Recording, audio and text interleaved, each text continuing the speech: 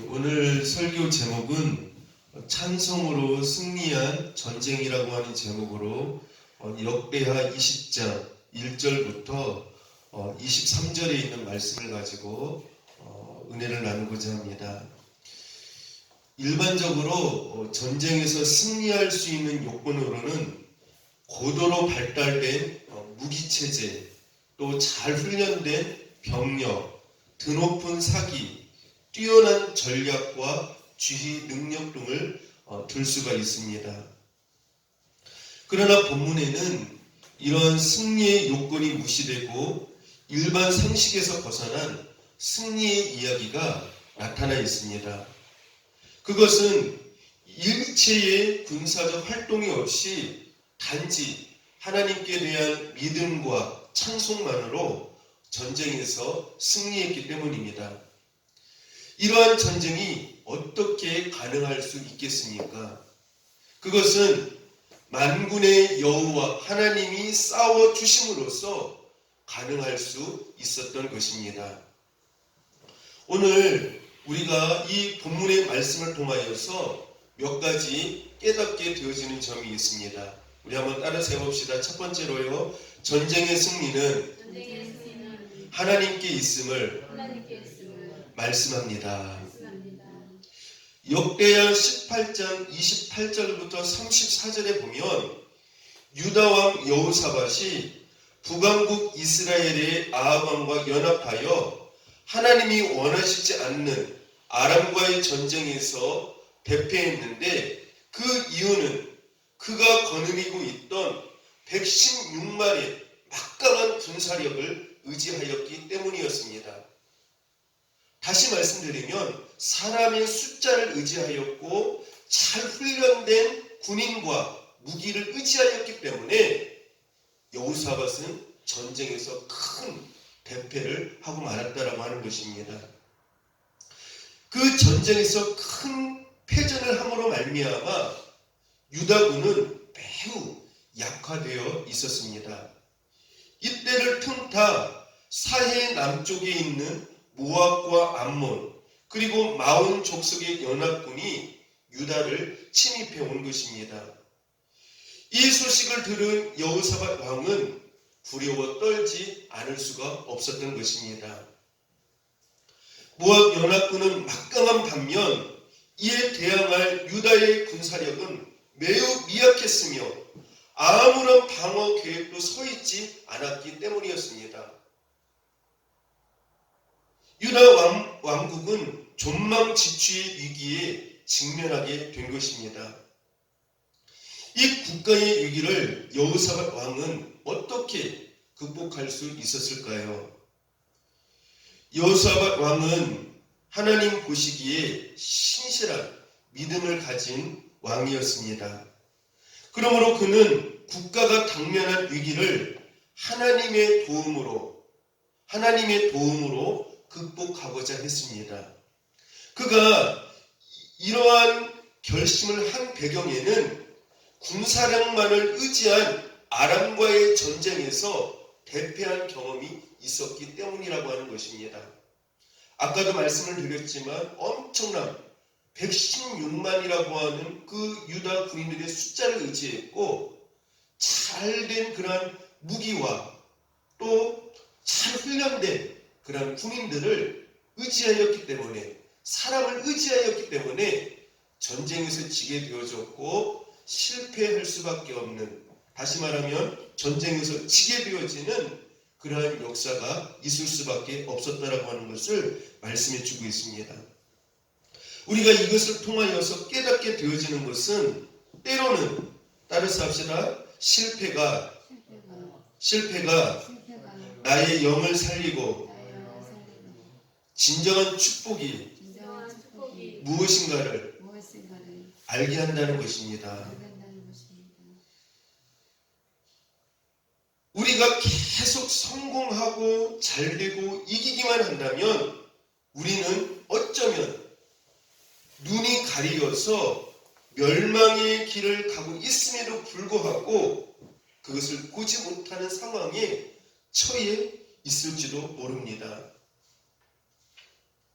그러나 실패가 있었기 때문에 이 실패가 나에게는 큰 아픔이 되지만 그 아픔이 도리어 나 자신의 영적인 거울이 되어 나 자신을 하나님 앞에서 살피게 할 뿐만 아니라 말씀 앞으로 더욱 가까이 가게 은혜의 촉매의 역할을 하게 되어진다라고 하는 것입니다. 따라서 실패는 나의 영혼을 깨우는 영적 가시의 축복이라고 하는 것이에요. 따라서 해봅시다. 실패는 나의 영을 깨우는 영적 가시의 축복입니다. 여러분들 잘 되는 것만이 축복이 아니에요. 우리가 인생에 세상적인 성공을 한다 할지라도 많은 사람들이 하나님 보시기에 잘못된 길로 가고 있는 경우가 많거든요. 그것은 복이 아니거든요. 어떻게 보면 영적으로 잠들어 있는 상태에 있을 수 있습니다. 이때에 하나님께서 우리에게 인생의 실패라고 하는 가시를 통하여서 우리의 잘못된 길을 보게 하시고 깨닫게 하시고 돌이키게 하시고 회개하시게 한다라고 하는 것이죠. 그래서 실패는 보이지 않는 영적 가시의 축복이라고 하는 사실을 여러분은 꼭 명심하시기를 바랍니다. 인생의 가시도 축복이에요. 인생의 실패도 축복입니다. 내가 볼 때는 아닐 수도 있지만, 세상적인 기준으로 볼 때는 아닐 수도 있지만, 영적인 차원으로, 하나님의 시각으로, 영적인 복으로 보았을 때 그것이 하나님의 축복일 수 있다라고 하는 사실을 우리는 믿음의 눈을 열어서 볼 수 있는 은혜를 받아야 할 것입니다. 이 실패라고 하는 것이 없었다면 여호사밧 왕도 이 모압과 암몬, 마온과의 그 싸움에서, 전쟁에서 하나님을 의지하지 않고 엄청난 군대의 수를 의지하며 자기의 힘을 가지고 교만히 전쟁터에 나갔을 것입니다. 그리고 설령 전쟁에 나가서 승리하였더라도 하나님의 영광보다도 자기를 위하여서 기념비를 세웠을 것입니다. 또한 전쟁에서 비록 승리했다 하더라도 그것은 진정한 승리가 아닌 것입니다. 그것은 이스라엘의 첫 번째 왕 사울왕처럼 자기를 망하게 하는 것일 수 있다라고 하는 것입니다. 왜냐하면 하나님께 대한 순종과 영광이 드러나지 아니하면서 내가 잘되고 형통한다 할지라도 그 형통과 승리가, 따라서 합시다, 나를 교만하게 하고 나를 망하게 하는 원인이 될 수도 있음을 우리는 알아야 합니다. 여러분들 잘되고 형통할 때 그때 특별히 조심해야 돼요. 그때가 오히려 더 복이 아닐 수도 있다라고 하는 것이에요. 왜냐하면 그때가 내가 영적으로 볼 때 어떠할 수 있기 때문에요? 교만할 수 있기 때문에요. 그리고 그 모든 영광을 자기가 취할 수 있기 때문에요. 자기의 힘으로만 하려고 하는 그 교만이 깔려있기 때문에 오히려 자기를 잘못된 길로 가게 하는, 축복을 받지 못하게 만드는 원인이 될 수도 있다라고 하는 것입니다.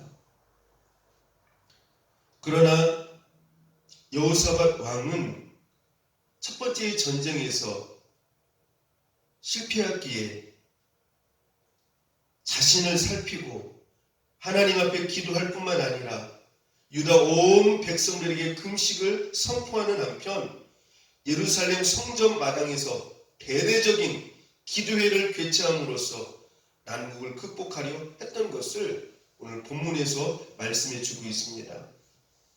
여러분 특별히 12절, 13절 같이 한번 읽어봅시다. 굉장히 오늘 핵심적인 중요한 말씀입니다. 같이 한번 읽어봅시다. 시작. 우리 하나님이여 그들을 징벌하지 아니하시나이까 우리를 치러 오는 이 큰 무리를 우리가 대적할 능력이 없고 어떻게 할 줄도 알지 못하고, 그 다음에 뭐라고 말씀하고 있습니까?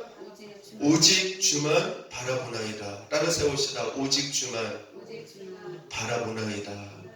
굉장히 중요한 말이에요.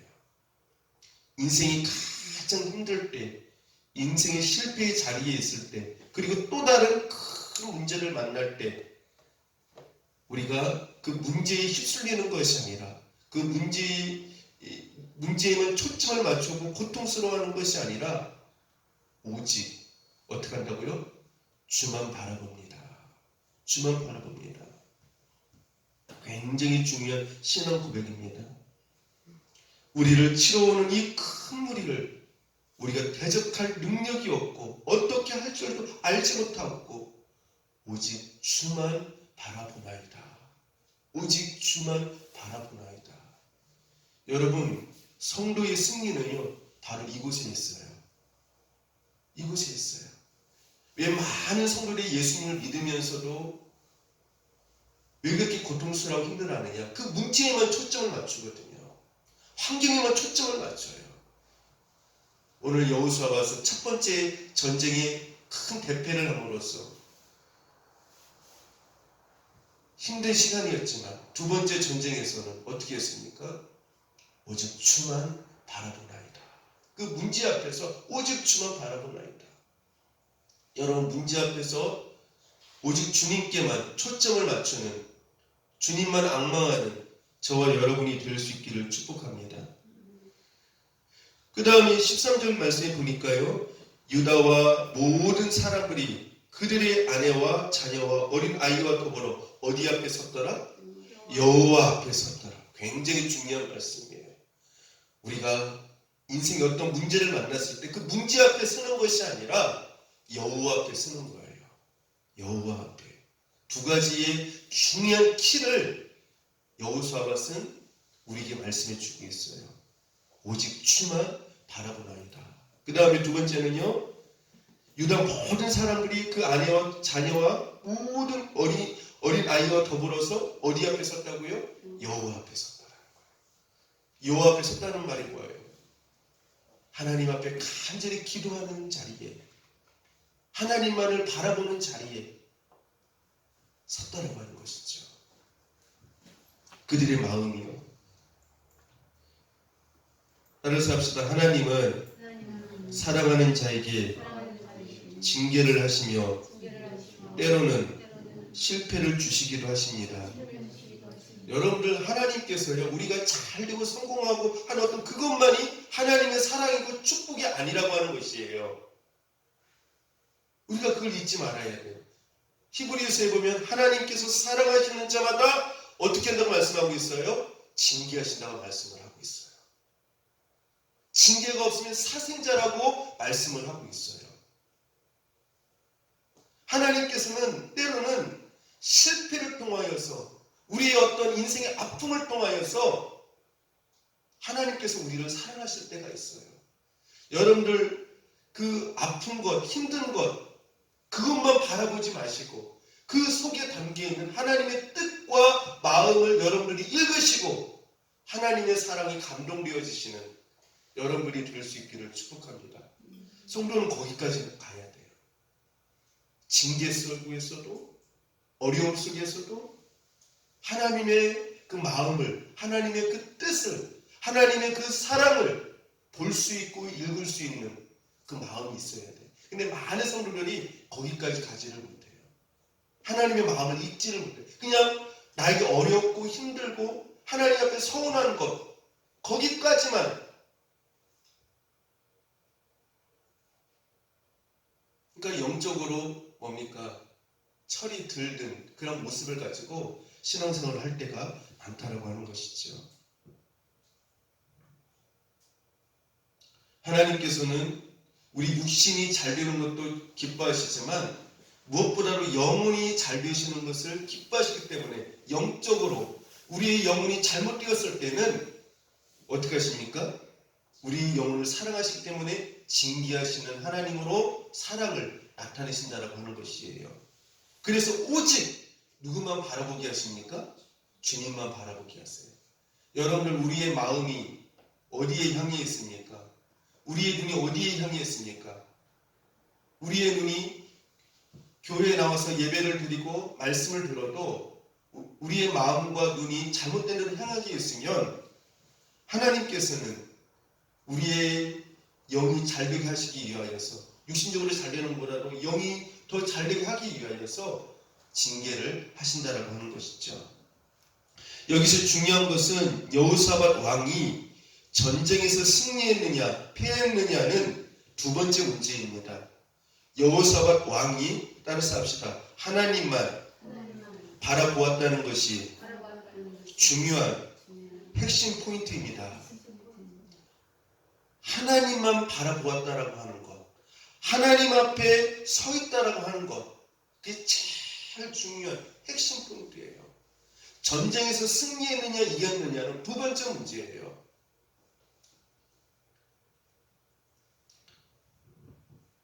성도의 모든 삶은 잘 되느냐 성공하느냐 여기에 초점이 있는 것이 아니라, 따라서 합시다, 내가 어떠한 처지와 환경에 있다 하더라도 하나님만을 바라보고 의지하고 있는 영적인 자리에 있느냐가 가장 중요한 것입니다. 굉장히 중요한 말씀이에요. 내가 어떠한 처지와 환경에 있다 하더라도 하나님만 바라보고 의지하고 있는 영적인 자리에 있느냐, 하나님께서 보시는 가장 중요한 핵심적인 부분이라고 하는 사실을 잊지 마시기를 바랍니다. 이 문제가 해결되어졌느냐 안 되어졌느냐, 그것보다도 그 문제 가운데서 하나님만을 바라보는 그런 자리에 있느냐, 나의 시야가, 내 마음이 어디를 향하고 있느냐, 하나님이 그걸 보고 계신다라고 하는 것이죠. 즉 나의 진정한 산성과 요새, 행복과 만족의 근원은 오직 하나님께만 있음을 알고 주님만 바라보는 믿음의 삶을 주님은 간절히 원하고 있다라고 하는 것입니다. 또한 여호사밧 왕이 이 기도회에서 하나님께 기도한 내용은 만국을 통치하시는 하나님의 주권과 아브라함에게 하셨던 약속의 땅에 대한 언약과 기도의 응답을 약속한 솔로몬과의 언약을 상기하면서 당면한 국가적 위기로부터의 구원을 하나님 앞에 호소하고 있다고 하는 것입니다. 다시 말씀드리면 여호사밧 왕은 하나님께서 약속한 말씀에 근거하여 그 말씀을 붙잡고 간절히 하나님 앞에 기도했다라고 하는 것입니다. 여호사밧의 이 기도는 한마디로 전쟁의 승리는 하나님께 있음을 믿는 고백이고 탄원이었습니다. 하나님은 여호사밧의 이 간절한 기도를 들으시고 즉각 응답을 하셨어요. 다시 말씀드리면 하나님만 온전히 바라보고 하나님 앞에 서 있는 여호사밧과 그 모든 유다 백성들, 그 어린 아이에까지 여호와께 향해 있는 그들을 보시고 그들의 기도를 들으시고 즉각 응답해 주셨다고 하는 것입니다. 어떻게 가장 먼저 무엇부터 응답하셨는지 우리 한번 살펴보도록 하겠습니다. 14절입니다. 14절 상반절 같이 한번 읽어봅시다. 시작. 여호와의 영이 회중 가운데 레위 사람 야하실에게 임하셨으니, 하나님께서는 여호사밧과 이스라엘 백성들의 기도를 들으시고 가장 먼저 응답을 하신 것이 무엇입니까? 이스라엘 회중 가운데서 한 사람인 레위 사람 야하실을 통하여 여호와의 영, 다시 말하면 무엇을 보내주셨다는 것입니까? 여호와의 영, 뭐를 말하는 거예요? 성령을 말하는 것이죠. 성령을 야하실에게 보내주셨다고 하는 것이에요. 여러분들, 우리가 기도할 때 가장 큰 응답이 무엇일까요? 무엇일까요? 바로 여호와의 영, 따라서 합시다, 성령을 충만히 받는 것입니다. 여러분들, 기도의 가장 큰 축복이요, 우리가 구하는 기도 제목보다 더 중요한 축복이 있는데 그게 뭐냐? 기도하는 사람이 하나님께서 주시는 특별한 축복, 여호와의 영, 성령을 충만하게 그 사람에게 부어주신다는 거예요. 그게 바로 기도의 축복이에요. 우리가 어떤 기도 제목을 가지고 응답을 받는 육신적인 나의 어떤 그 기도 제목보다 더 중요한 가장 좋은 것을 주시는데 뭐를 주신다는 거예요? 성령을 주신다는 거예요. 그래서 예수님께서 이런 말씀을 하시지 않으셨습니까? 구하는 자에게 좋은 것을 주시지 않겠느냐. 마태복음에는 좋은 것이라고 그랬죠. 근데 그 좋은 것을 누가복음에서 구체적으로 표현을 했죠. 그 좋은 것이 무엇입니까? 구하는 자에게 성령을 주시지 않겠느냐. 여러분들 기도하는 사람이 하나님께서 항상 주시는 축복이 있어요. 성령이에요. 성령입니다. 우리는 눈에 보이는 것, 현실적이고 육신적인 것을 구하고 그것을 응답으로 생각할 때가 얼마나 많을지 몰라요. 그러나 정작 자신이 기도를 통하여서 성령을 받았는지 거기에 대해서는 얼마나 무감각한지 몰라요. 주님은 말씀을 하십니다.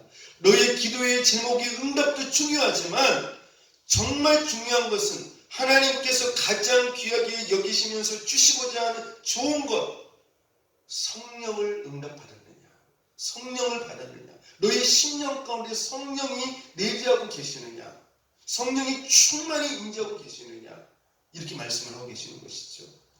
여러분들 우리가 기도할 때에 따라서 해봅시다. 현실적인 응답을 받지 못해서 문제가 아니라 성령을 받지 못해서 문제인 것을 알아야 합니다. 우리가 알아야 돼요. 우리는 기도할 때 어떤 세상적인 문제, 어떤 응답받고 있는 어떤 내 계획에 있는 어떤 하나님께서 응답하시기를 우리가 원하지 않습니까? 우리는 어떤 세상적인 기도 제목들이 참 많아요. 근데 우리가 나의 어떤 기도 제목, 나의 어떤 계획의 기도 제목들이 응답받지 못해서 현실적인 문제가 응답받지 못해서 그것이 문제가 아니라 성령을 받지 못해서 내 인생의 문제인 거예요. 성령을 받지 못해서요. 우리는 문제가 세상적이잖아요. 세상적인 것을 가지고 그것만이 문제라고 말을 하는데 아니에요. 하나님은 네가 문제다.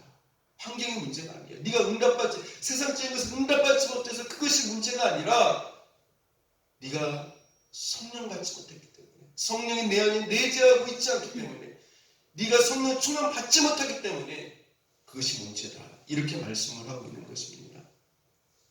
그래서 하나님은 우리가 기도를 통하여서 성령을 충만히 받고 영에 속한 사람, 성령이 충만한 사람이 되기를 간절히 원하신다라고 하는 것입니다. 그러면 환경적인 문제도 풀려지게 되어져 있어요. 하나님이 역사하십니다. 이러한 간절한 기도를 통하여서 하나님께서 야하시엘에게 무엇을 주셨다고요? 성령을 임하게 하셨을 뿐만 아니라 또 한 가지 축복을 주세요. 자, 성령과 더불어서 이 야하시엘에게 어떤 축복을 주셨습니까? 따라서 합시다. 하나님의 말씀을 들려주셨습니다. 그러니까 하나님 앞에 기도하는 사람이 하나님께서 두 가지를 꼭 주십니다. 첫 번째는 뭐예요? 성령. 두 번째는 뭡니까? 말씀을 주세요. 그래서 15절부터 17절에 보면은 성령을 받은 야하시엘이 이스라엘 백성들에게 하나님으로부터 받은 그 말씀을 어떻게 합니까? 그들에게 전하고 있는 것을 볼 수가 있어요. 우리 15절부터 17절 같이 한번 읽어봅시다. 자, 시작. 야하시엘이 이르되 온 유다와 예루살렘 주민과 여호사밧 왕이여 들을지어다. 여호와께서 이같이 너희에게 말씀하시기를 너희는 이 큰 무리로 말미암아 두려워하거나 놀라지 말라. 이 전쟁은 너희에게 속한 것이 아니요 하나님께 속한 것이니라. 내일 너희는 그들에게로 내려가라. 그들이 시스국에로 올라올 때에 너희가 골짜기로 요레을 들 앞에서 그들을 만나려니와 이 전쟁에는 너희가 싸울 것이 없나니 대열을 이루고 서서 너희와 함께한 여호와가 구원하는 것을 보라. 유다와 예루살렘아 너희는 두려워하지 말며 놀라지 말고 내일 그들을 맞서 나가라. 여호와가 너희와 함께하니라 하셨느니라. 아멘. 여러분들 언제 하나님의 음성을 듣게 되어집니까? 이스라엘 백성들이 모압과 암몬, 마온이 쳐들어왔었을 때 기도하기 전에는 하나님의 음성을 들었어요? 못 들었어요? 듣지를 못했어요. 근데 여호사밧 왕을 중심으로 해서 모든 백성들이 기도하게 되어졌을 때에 하나님만을 온전히 바라보게 되었을 때에 성령의 충만함을 주시고 그래 두 번째 뭘 주셨습니까? 말씀을 주셨어요. 말씀을. 너희들 걱정하지 마. 너희들 무기 가지고 나갈 필요도 없어. 내가 너희들을 위해서 싸우겠다. 모든 문제를 해결해 주겠다. 너희들은 그냥 그들 앞에 나가기만 하면 돼. 하나님께서 그렇게 말씀을 하셨어요. 여러분들, 우리가 언제 하나님의 음성을 듣게 되어집니까? 따라서 합시다. 기도할 때에 하나님의 음성을 듣게 되어집니다. 여러분, 말씀을 아무리 읽어도요, 기도하지 않으면 하나님 음성 듣지 못해요. 우리가 그거 알아야 됩니다. 왜냐? 기도하지 아니하면 성령이 나에게 임하지 않거든요. 성령이 임하지 아니하면 우리의 영적인 눈이 열리지가 않아요. 영적인 귀가 열리지가 않아요. 우리의 마음의 눈이 열리질 않아요. 그렇기 때문에 말씀을 아무리 읽어도 기도하지 아니하면 하나님의 음성이 들리지 아니할 뿐만 아니라 말씀이 열리지 않기 때문에 하나님의 뜻을 발견할 수가 없어요. 그래서 여러분들 말씀을 통하여서 여러분들이 그 기도 가운데서 주님의 음성을 듣는 저와 여러분이 될 수 있기를 축복합니다. 그래서 우리가 성령의 음성에 민감하려면 여호사밧 왕처럼 오직 주님만을 바라보고 간절히 기도함으로 성령이 임해서 영의 사람으로 있게 될 때에 우리는 말씀 속에서 또는 야시엘과 같은 믿음의 사람들을 통하여 역사하시는 하나님의 음성을 듣게 되는 은혜와 축복과 지혜와 분별력을 갖게 된다라고 하는 것입니다. 따라서 합시다. 기도는 우리의 영적인 귀와 마음을 열어주는 소중한 보화입니다. 이렇게 할 때 우리가 승리할 수가 있어요. 두 번째로 따라서 합시다. 찬송을 부름으로 전쟁을 시작했습니다. 우리가 지난주에도 바울과 실라를 통하여서 바울이 언제 찬양을 했는가, 그렇다면 우리가 언제 하나님 앞에 감사와 찬양을 해야 되는가를 어떤 중심으로 말씀을 나누고 은혜를 받았어요. 오늘 말씀도 마찬가지죠. 여러분 잘 될 때, 형통할 때 그 은혜가 감사해서 감사하십니까? 물론 일할 때 감사하는 것은 매우 잘하시는 것이에요. 그러나 육신적으로 잘 될 때에만 감사하는 사람은 뭐예요?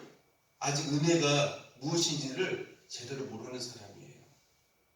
잘 모르는 사람이에요. 왜냐하면 무조건 잘 되는 것만이 다 축복은 아니라고 하는 것이에요. 따라서 합시다. 무조건 잘 되는 것만이 다 축복은 아닙니다. 우리가 알아야 돼요.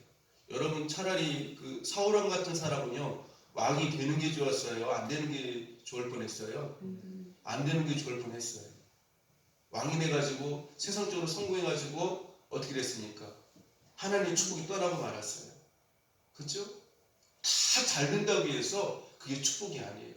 세상적으로 잘 된다고 하더라도 영적인 부분이 무너지게 되어지면, 하나님과 멀어지면, 교만해지면 그건 축복이 아니죠.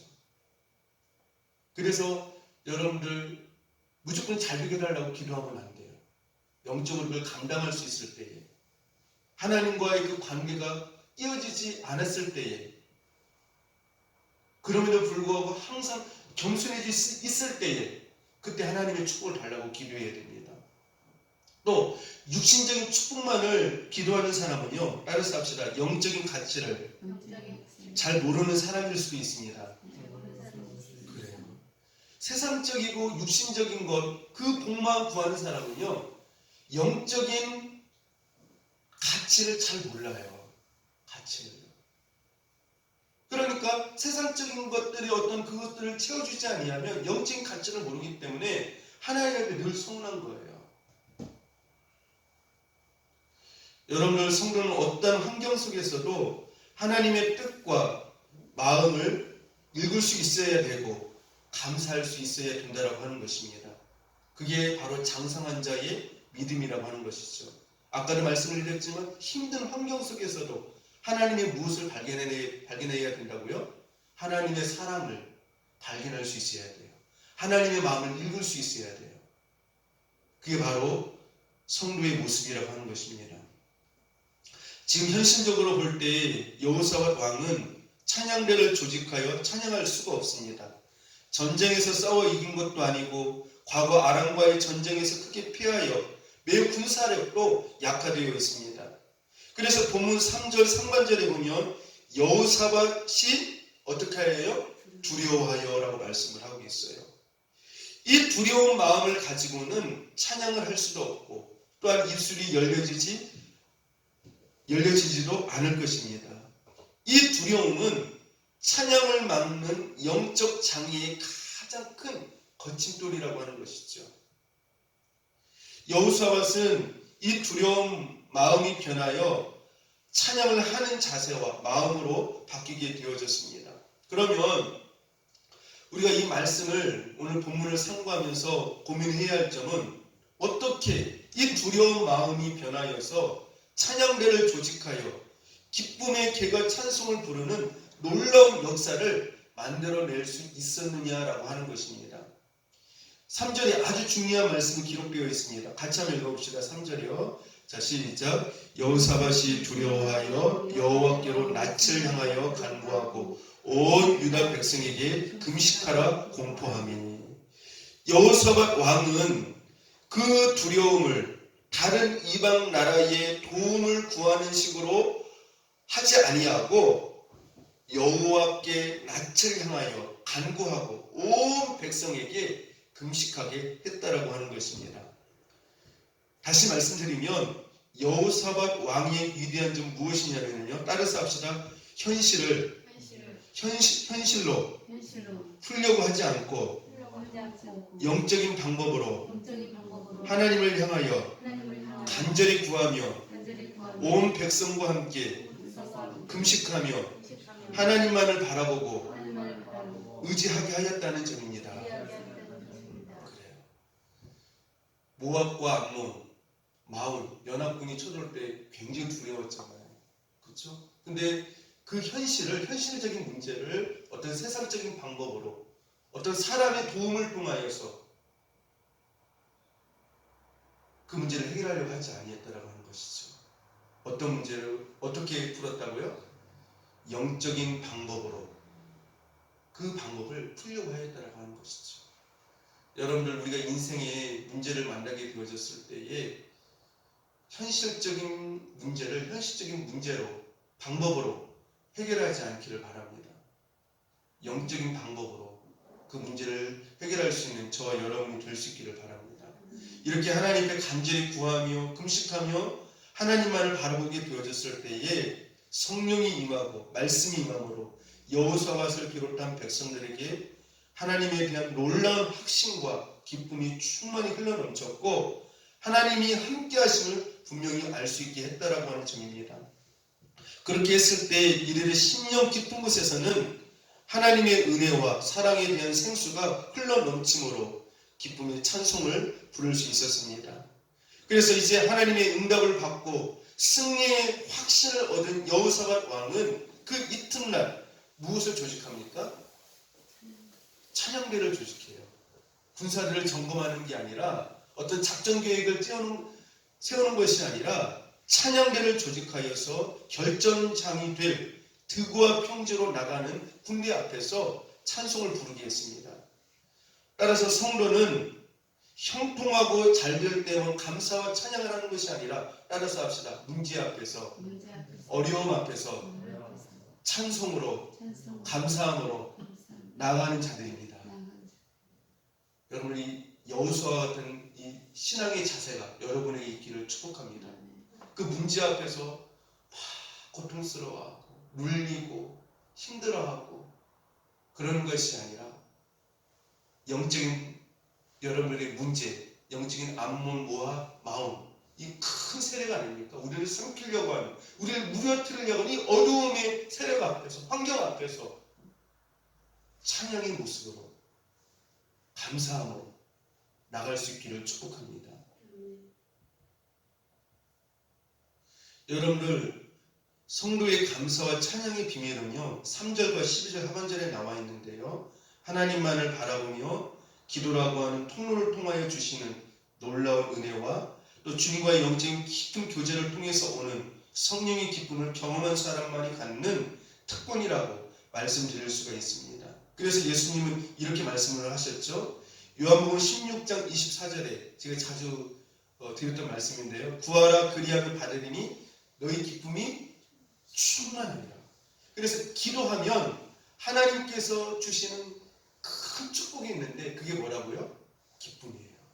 기쁨. 그래서 여러분 기도하고 나면 기쁘지 않습니까? 근데 왜 기도하면 기쁨이 우리에게 충만히 임하느냐? 그것을 누가복음 10장 21절에 이렇게 말씀을 하고 있어요. 따라서 합시다. 이때에 예수께서 성령으로 기뻐하사. 여러분들 아까 제가 말씀드렸죠. 기도하는 사람에게는 무엇이 임한다고요? 성령이 임한다고 말씀을 하고 있어요.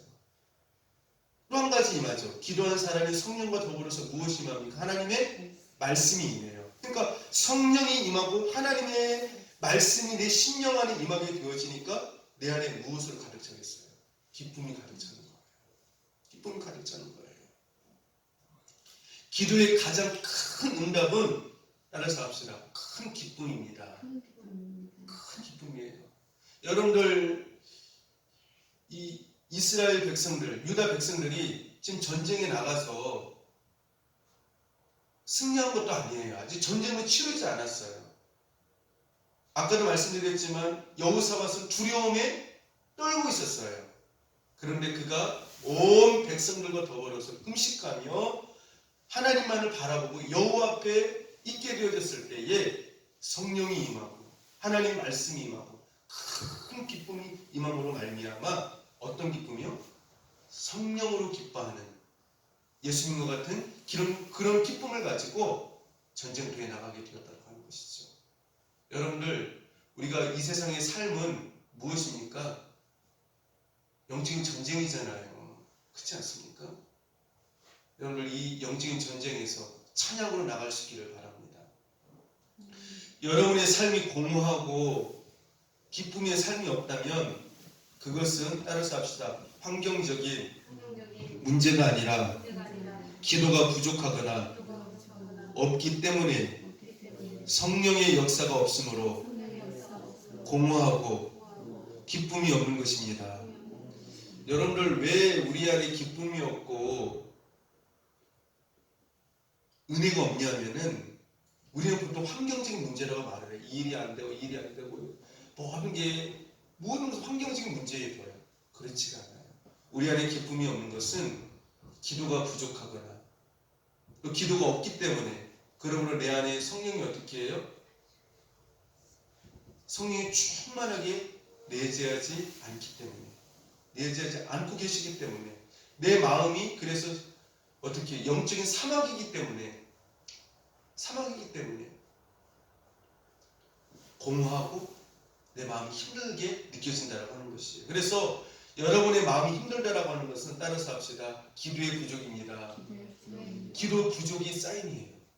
기도하라는 뜻이에요. 또한 이 찬양은 자기들을 대신하여 싸워주실 하나님께 대한 믿음의 찬양이고 이미 전쟁에서 승리를 확신하는 감사의 찬양이기도 하였습니다. 찬양대를 전투 대열에 앞세우는 전쟁 방법, 이것이 바로 이 전쟁에서 하나님이 선택하신 전쟁 방법이었습니다. 여러분들 이스라엘 백성들이 가나안 땅에 들어갈 때에 여리고 성을 함락시킬 때 어떻게 했습니까? 하나님의 법궤 앞에 7 제사장으로 구성된 악대로 하여금 양각 나팔을 불며 여리고 성을 돌게 했던 방법과 맥을 같이 하고 있어요. 이 제사장들이 양각 나팔을 불면서 뭘 했습니까? 찬양을 한 것이죠. 그래서 그 여리고 성이 어떻게 되었은 것이에요? 무너지게 되었다고 하는 것입니다.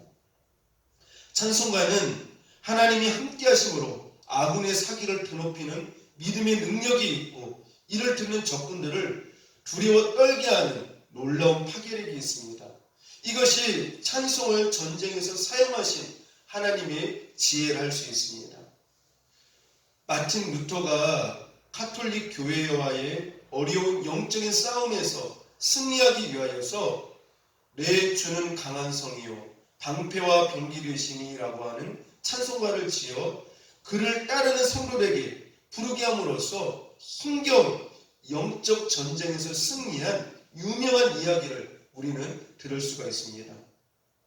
아까 조금 전에 말씀을 드렸지만 바울과 실라는 전도하다가 매를 맞고 빌립보 옥중에 갇힌 바 되었으나 한밤중에 일어나 기도와 찬송을 함으로써 옥문이 열려 밖으로 나올 수 있었으며 간수의 가정은 구원을 받는 그런 기적을 낳았습니다.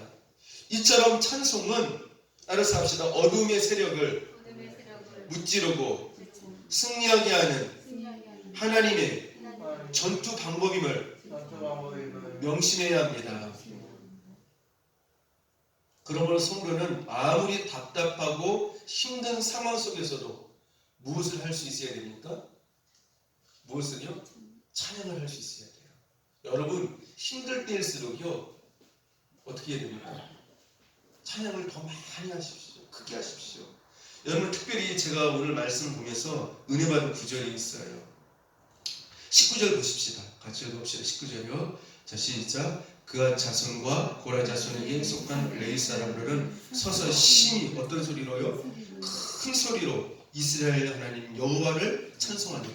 전쟁 앞에 나가는데 그 문제 앞에서 찬송을 부르는데 어떻게 불렀다고요? 큰 소리로. 여러분들 문제 앞에서 큰 소리로 찬양할 수 있기를 바랍니다.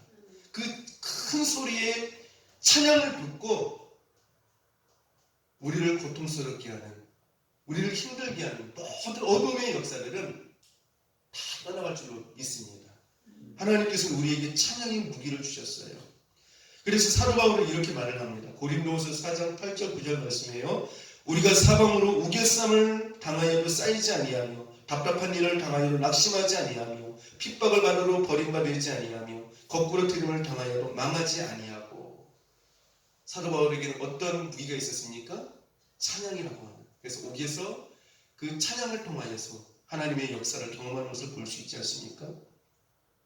자, 우리가 이러한 말씀을 통해서 깨달을 수 있는 것이 있어요. 따라서 합시다. 성도는 큰 소리로요. 성도는 보이는 환경에 의해 좌우되지 않고 흔들리지 않습니다.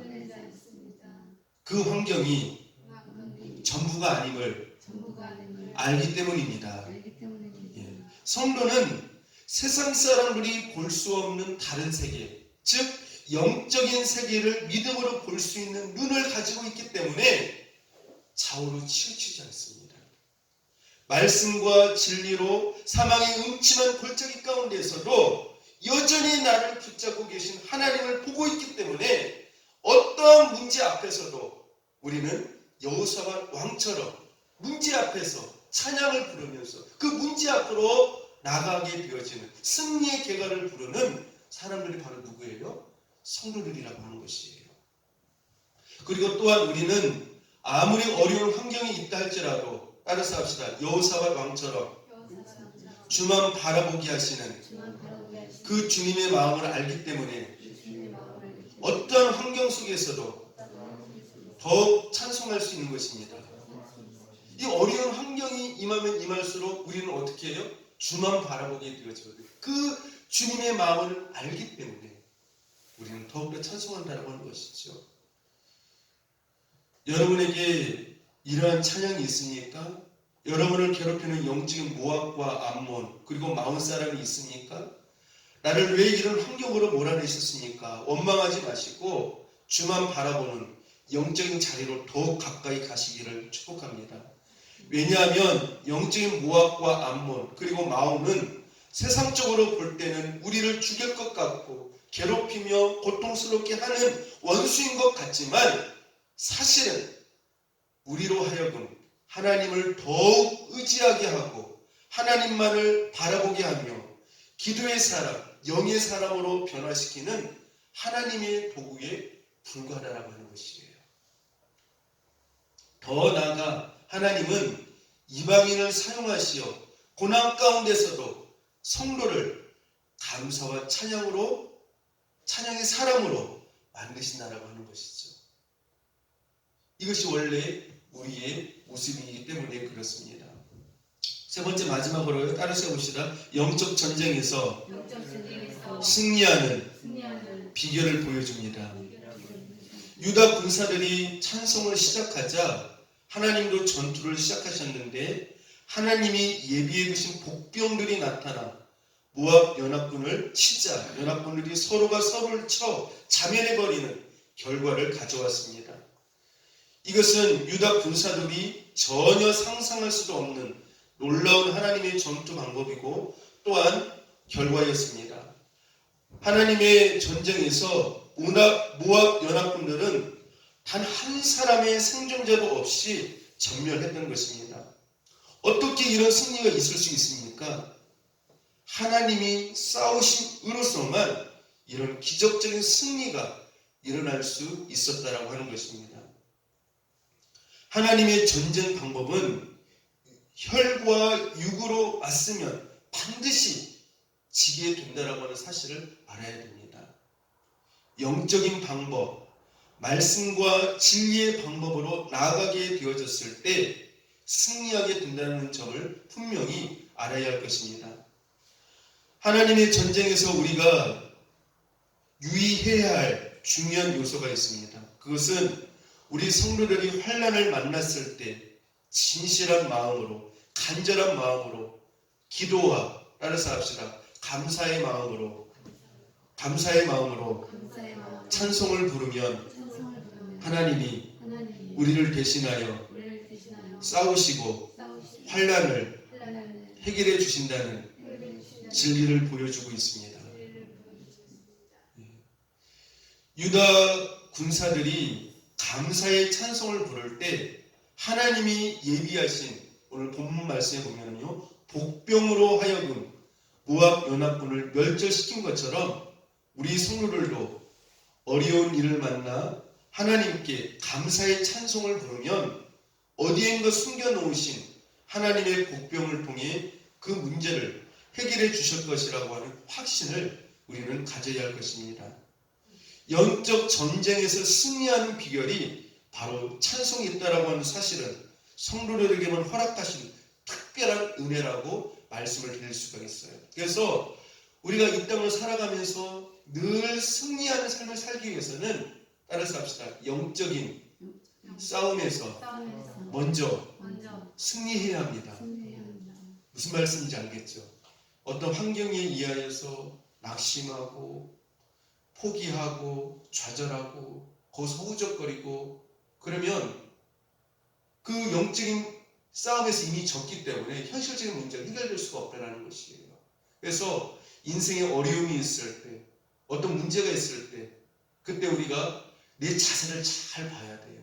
그 문제들 앞에서 그 문제 보이는 것이 전부가 아니거든요.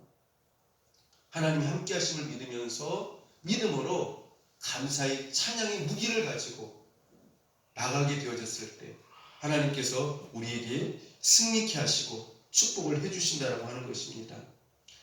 찬송으로 승리한 전쟁은 바로 우리들이 일상생활 속에서 치러야 할 전쟁입니다. 영적 전쟁을 싸워 승리해야 하는 성도의 삶 속에서 감사함의 찬송은 하나님이 우리에게 주신 하늘의 무기임을 늘 상기해야 할 것입니다. 따라서 이 세상에서 가장 무섭고 두려운 사람은 돈이 많은 사람이 아니에요. 높은 권좌에 있는 사람이 아닙니다. 어떠한 문제 가운데서도 어떠한 힘든 상황 가운데서도 하나님만을 바라보며 감사함으로 찬양하며 나가는 자들이에요. 그리고 그 고난 가운데서도 기뻐하는 자들이에요. 이런 자들을 하나님께서 받으시고 또 하나님께서 축복하시는 사람들이라고 하는 것이죠. 이런 사람들은 세상이 감당하지 못하는 사람들이다. 성경은 말씀을 하고 있습니다. 그러므로 우리 사랑하는 성도님들 영적 무기인 찬양을 많이 부르셔서 여호사밧 왕과 같이 늘 승리하는 복된 성도님들이 될 수 있기를 주님의 이름으로 축복합니다. 기도하겠습니다. 하나님 아버지 감사합니다. 저희가 이 세상에서 매우 힘든 환경, 영적인 모압과 암몬, 마온을 만나게 될 때에 낙심하지 않게 하여 주시고 좌절하지 않게 하여 주시고 더욱 큰 소리로 찬양하며 기도하며 감사함으로 하나님께서 함께 하셔서 승리하는, 늘 승리하는 복된 은혜의 삶 되어지게 하옵소서. 예수님 이름으로 기도합니다. 아멘.